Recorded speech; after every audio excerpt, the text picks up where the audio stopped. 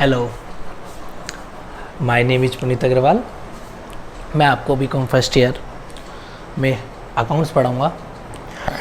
बढ़ाने से पहले मैं आपको कुछ चीज़ें बता देता हूँ कि हमारे बीकॉम में हमारा क्या क्या सिलेबस है, हमारे बीकॉम में हमारे पास क्या क्या सब्जेक्ट होते हैं और कितने कितने मार्क्स के होते हैं। ठीक है, तो बेटा देखो, EBST जैसे 12th क्लास में नहीं होता था अकाउंट्स, इसी तरह से बीकॉम फर्स्ट ईयर में EBST, BDM, EFM, ये 3 ग्रुप है। इन ग्रुप के अंदर इस EBST वाले ग्रुप में एक सब्जेक्ट, एक इसका फर्स्ट पार्ट तो होता है अकाउंट्स का, इसका सेकंड पार्ट होता है स्टैटिक्स का। इसका पेपर 100 नंबर का होता है और इसका पेपर 100 नंबर का होता है। लेकिन इस टोटल कितने का ग्रुप होता है, ये 200 का ग्रुप होता है। मतलब इसमें मिनिमम अपन को 72 मार्क्स लाने पड़ते हैं। इसी तरह से इसका भी बेटा 100 नंबर्स का होता है। बेटा इसका भी 100 नंबर का होता है पेपर, इसका भी 100 नंबर का पेपर होता है और इसका भी 100 नंबर का होता है। BDM में जैसे कि बिज़नेस लॉ और बिज़नेस एंटरप्रेन्योरशिप, बिज़नेस मैनेजमेंट आता है इसमें, और इसमें का पेपर 100 नंबर का, इसका पेपर 100 नंबर का। EFM में इकोनॉमिक्स और बैंकिंग आती है।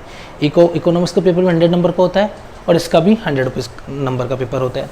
इसमें मिनिमम 72 नंबर लाने पड़ते हैं और इसमें भी मिनिमम 72 नंबर लाने पड़ते हैं पास होने के लिए। ठीक है, इसके अलावा आपके हिंदी और इंग्लिश के पेपर होते हैं जो कि कंपलसरी सब्जेक्ट हैं। लेकिन बेटा इनके नंबर से आपकी परसेंटेज बनती है। हिंदी इंग्लिश के नंबर आपके परसेंटेज में नहीं जोड़े जाते, सिर्फ हमें 36 नंबर लाने पड़ते हैं। उसके बाद जितने भी नंबर आएंगे 36 हमें मिनिमम पास होने के लाने पड़ेंगे। उसके बाद जितने भी नंबर आएंगे हमारी परसेंटेज में इंक्लूड नहीं होते हैं। ठीक है, इसके अलावा अगर आप रेगुलर स्टूडेंट हो तो आपको इन्वायरमेंट का और कंप्यूटर का पेपर भी देना पड़ता है। अगर आप नॉन कॉलेज हो तो आपको कंप्यूटर और इन्वायरमेंट का पेपर देना नहीं पड़ेगा। अब नॉन कॉलेज और रेगुलर स्टूडेंट वो जो कॉलेज से करते हैं, और नॉन कॉलेज वो होते हैं जो सेल्फ स्टडी करके मतलब जो कॉलेज में एडमिशन नहीं लेते, सीधा यूनिवर्सिटी के फॉर्म फिल करके एग्ज़ाम देते हैं।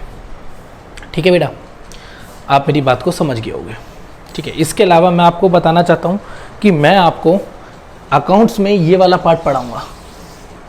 ठीक है, ये वाला पार्ट आपको राहुल सर पढ़ाएंगे और ये वाला पार्ट मैं पढ़ाऊँगा। इसके अलावा आपको राहुल सर इकोनॉमिक्स में राहुल सर ही पढ़ाएंगे, क्योंकि बेटा जनरली इसमें फर्स्ट ईयर में जनरली जो क्लासेज हैं, जो ट्यूशन क्लासेज या कोचिंग क्लासेस ली जाती हैं, वो इस सब्जेक्ट की ली जाती है। ठीक है, इन सब्जेक्ट के लिए जनरली कोई क्लास लेता नहीं है। लेकिन अगर आपको इन सब्जेक्ट में प्रॉब्लम आती है तो जो हम लोग हैं आपकी इन सब्जेक्ट में भी आपकी मदद करेंगे।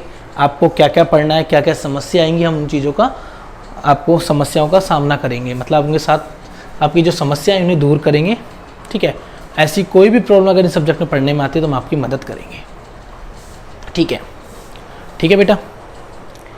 अब अकाउंट्स जो आप पढ़ना चाह रहे हो, स्टैटिक्स के आपको मैंने बता ही दिया कि क्या क्या सिलेबस होता है, क्या क्या है, वो आपको हमने एक वीडियो डाल दिया, आपको उससे पता पड़ जाएगा स्टैटिक्स का पूरा सिलेबस। अब मैं आपको अकाउंट्स का सिलेबस बताता हूँ, अकाउंट्स का क्या क्या सिलेबस होता है। ठीक है बेटा। हाँ जी बेटा, मैं आपको बताना चाह रहा था कि आपके अकाउंट्स में क्या क्या सिलेबस होता है, तो वो सिलेबस बताऊंगा। आपके यहाँ अकाउंट्स में 5 यूनिट्स होंगी। हर यूनिट 20 मार्क्स की होगी, मतलब प्रत्येक यूनिट जो होगी वो 20 नंबर की होगी और 5 यूनिट होंगी। ठीक है, एक यूनिट में एक लेसन भी आ सकता है, 2 लेसन भी आ सकते हैं, 3 लेसन भी कवर हो सकते हैं। ये एक यूनिट में एक लेसन भी हो सकता है। ठीक है, तो यूनिट के हिसाब से अपन पढ़ेंगे और एक यूनिट 20 मार्क्स की होती है। ठीक है, unit first, unit second, unit third, unit fourth और यूनिट फिफ्थ। अब मैं आपको बताऊंगा कि इस यूनिट में कौन कौन से लेसन है, सेकंड यूनिट में कौन कौन से लेसन है, थर्ड यूनिट में कौन कौन से लेसन है, फोर्थ यूनिट में कौन कौन से लेसन है और फिफ्थ यूनिट में कौन कौन से लेसन है। ठीक है बेटा, जनरली जो आपकी फर्स्ट यूनिट है इसमें थोड़ा सा इंट्रोडक्शन अकाउंट्स के बारे में है। IFRS है, इसमें आपके पास IFRS है। ठीक है, इसके अलावा आपके पास इस यूनिट में इशू ऑफ शेयर्स और सेम इशू ऑफ डिवेंचर्स भी है। IFRS, issue of shares, issue of debenture. Issue of shares जो ही बेटा जो आपने 12th क्लास में पढ़ा था, शेयर्स को इशू करना, लेकिन इस बार आपको इससे जो आपने पढ़ा था ना 12th में, वो थोड़ा सा पढ़ा था, अब आपको बड़े लेवल में पढ़ना पड़ेगा इश्यू ऑफ शेयर्स में। लेकिन जो बच्चे CBSE के हैं उन्होंने लगभग पूरा लेसन कवर कर रहा था, क्योंकि RBSE में थोड़ा कम था और CBSE में ज़्यादा था, तो इसलिए CBSE ने भी जो लेवल का पढ़ा है उससे भी थोड़ा एक स्टेप आगे मिलेगा ही। उसके साथ साथ issue of debenture, issue of debentures, issue of debenture वही बेटा जो आपने 12th क्लास और उसमें पढ़ा है, बिल्कुल सेम इश्यू ऑफ डिवेंचर, वही सिमिलर है, बस थोड़े से लेवल हाई है हल्का सा, ठीक है। इसके अलावा फ्रेंड सेकंड यूनिट में, जो सेकंड यूनिट है इसमें आपका है शेयर्स है। इस शेयर्स में रिडक्शन है, रिडक्शन है वो भी किसका, प्रेफरेंस शेयर्स का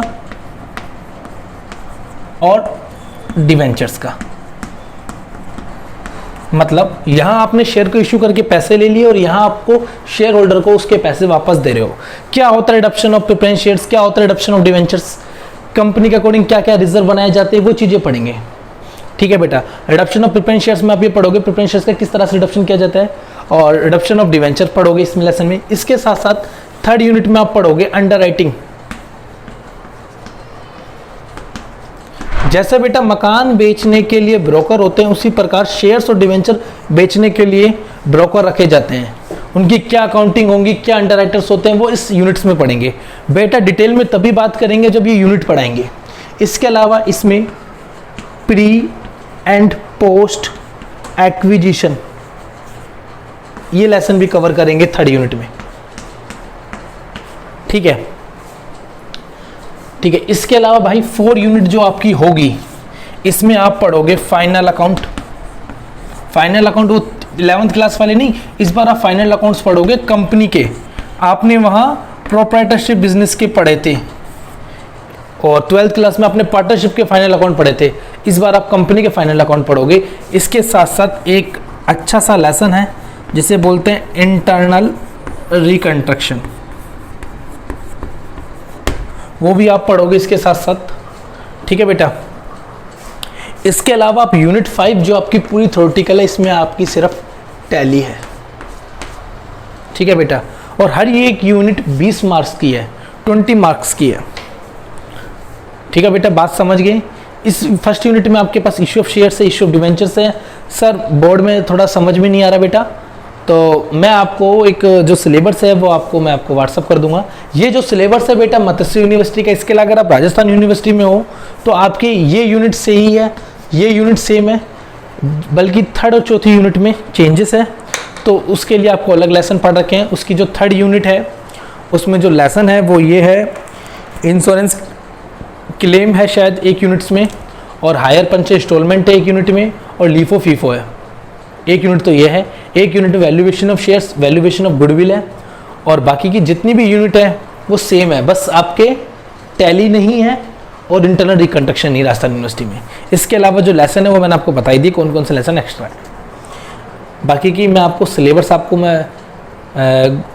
इस वीडियो के नीचे आपको दे दूंगा, नोटिफिकेशन में आपको मिल जाएगा, इसका वीडियो के में नीचे मिल जाएगा आपको, ठीक है बेटा।